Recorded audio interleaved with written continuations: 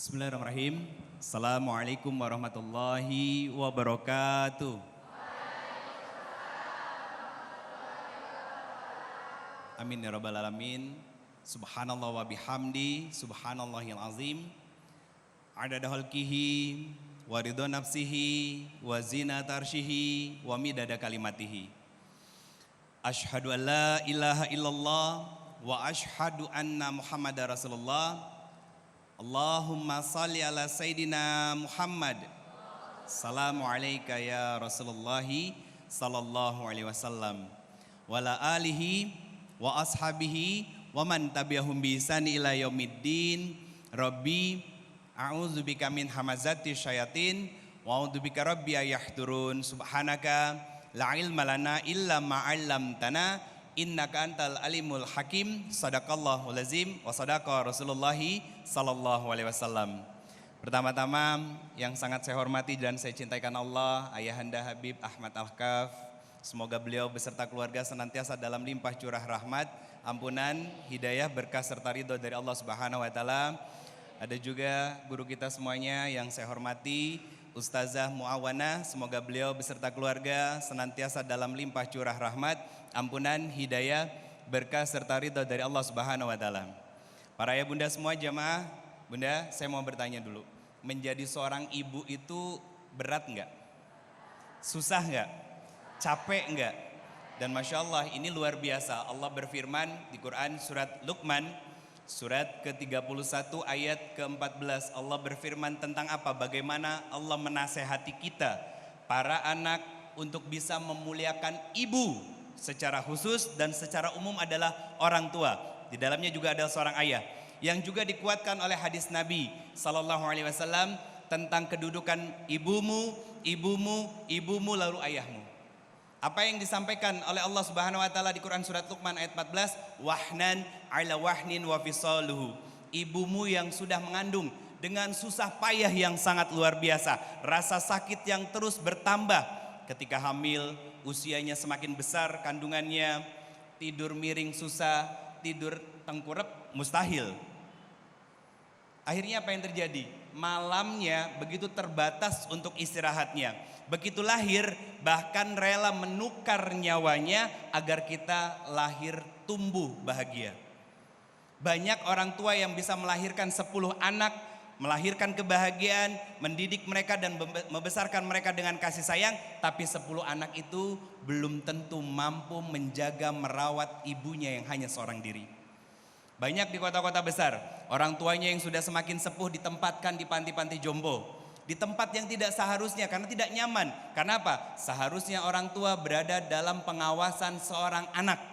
Itu kenapa syariat Islam memberikan sebuah kaidah bahwa merawat orang tua wajib hukumnya bagi kita, anak-anaknya. Kenapa?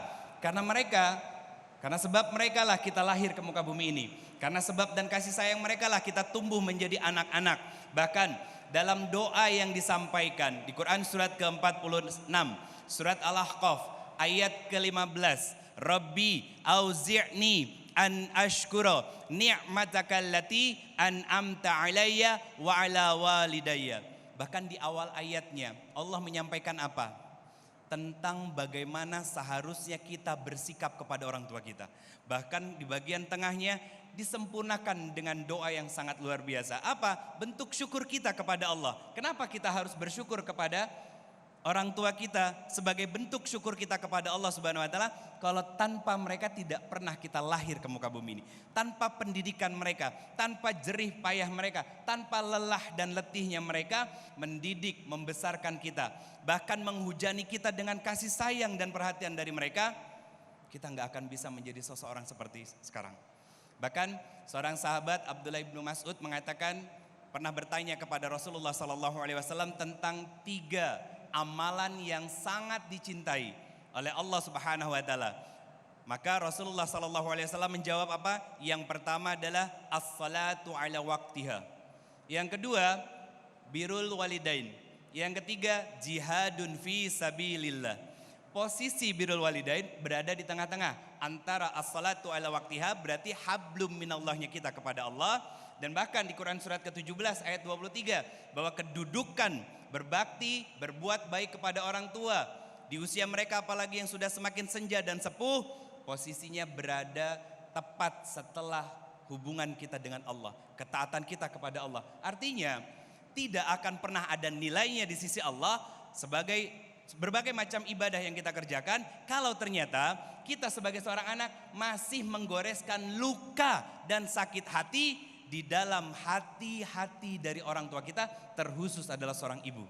Dan bahkan jihad kita, bekerjanya kita, belajarnya kita, cari nafkah, cari kekayaan, cari keuntungan, cari kehidupan tidak akan pernah ada nilainya di sisi Allah Subhanahu wa taala kalau seandainya kita pun masih membuat orang tua kita menangis karena ulah dan perilaku kita.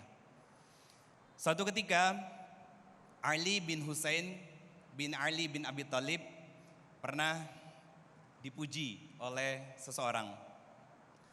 Beliau dipuji dengan kalimat, "Wahai Ali, engkau adalah sebaik-baiknya anak dalam berbakti dan baktimu kepada orang tuamu. Tapi kenapa aku tidak pernah melihat kamu makan bareng dengan ibumu?" Masya Allah. Teman-teman semuanya, apa yang disampaikan oleh beliau? Beliau mengatakan, "Aku tidak mau makan bersama ibuku karena aku takut mengambil makanan yang sudah dilihat oleh ibuku." Sebegitu besarnya seorang anak harus menjaga adab dan bahkan memelihara akhlak dan perilaku kita kepada orang tua. Karena apa? Murkanya Allah itu ada pada marahnya orang tua kita. Dan ridhonya Allah ada pada ridhonya orang tua kita.